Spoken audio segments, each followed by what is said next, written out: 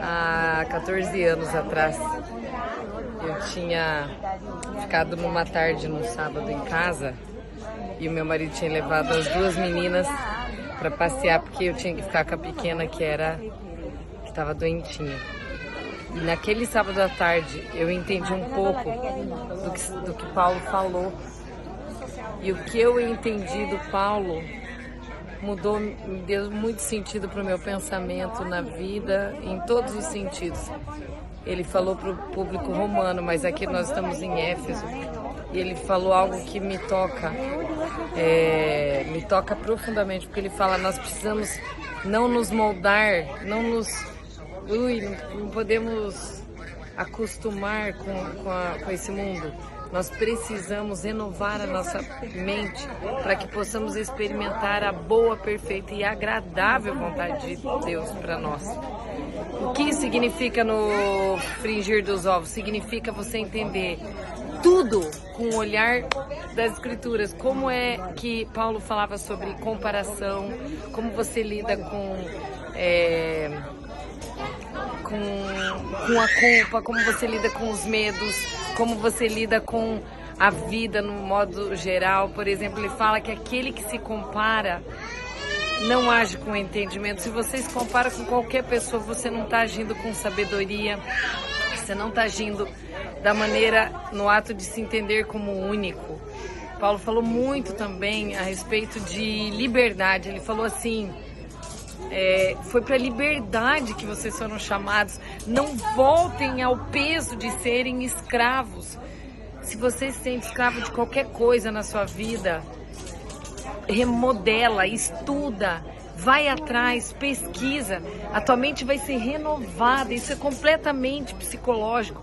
Você vai se sentir atraída, você vai se sentir com vida, você vai se sentir renovada, porque foi para a liberdade que você foi chamada. Uma outra coisa que Paulo dizia, e aqui vale a pena reforçar, é a respeito como a gente se aperfeiçoa quando você se exorta mutuamente um ao outro.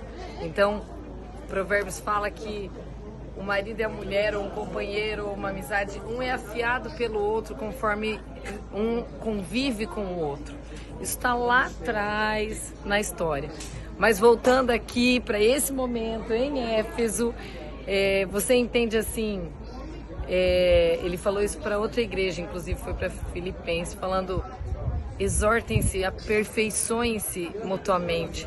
O marido falar para a esposa, o pai falar para a mãe falar para um filho, não cessem de falar.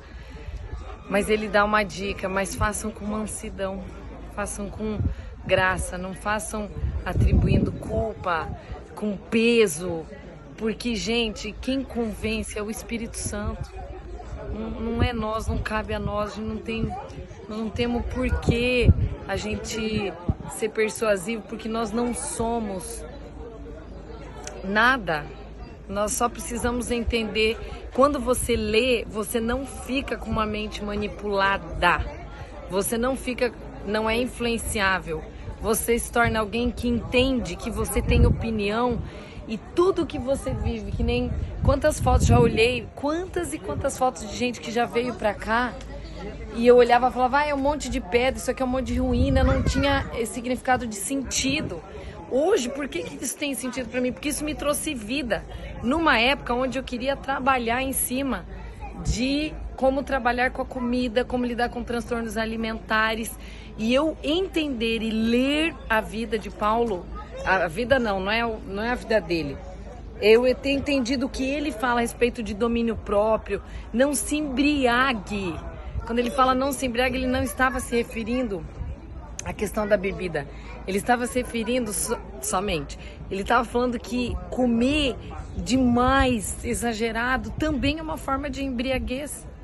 Então, quanto a gente pode ampliar, para mim é essa a palavra, ampliar a visão, se fortaleçam em conhecimento, em pesquisa, em trabalho. Não tem nada a ver com religião isso, tem a ver com conhecer e você entender que aqui estão as chaves do que Paulo dizia, vocês foram feitos para a liberdade, é que vocês foram chamados. E se você entender no final de tudo que o ponto-chave é ame, você entendeu tudo. Não é ficar defendendo uma coisa, ideia ou outra. Nós estamos em grupo aqui. Gente, nós passamos para N tipos de pessoas, lidamos com N tipos, foi uma riqueza que a gente viveu aqui, porque a gente ouvia cada um na sua realidade, falando de sua própria vida, com religiões tão diferentes, muçulmana, judaica, judeu ortodoxo, católico, protestante.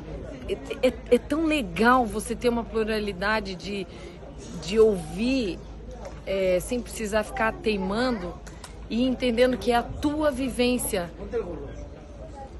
com a tua boca costurada às vezes, que é o que produz fruto, mas esse fruto não tem que ser para mim ou para um público ou para os outros, é para a nossa casa, é para nossos filhos, é para que eles venham, para que isso faça sentido na vida deles. Então eu quero chegar dessa viagem e falar assim, filhas, mais do que nunca foi para a liberdade que nós somos chamados.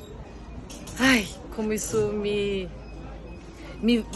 faz, sabe o quê? Me faz ter desejo ainda mais profundo de voltar e de ler mais, e de entender mais, e de me aprofundar cada vez mais. Eu quero que você sinta esse mesmo desejo que eu, tá bem? Porque é para a liberdade que nós somos chamados.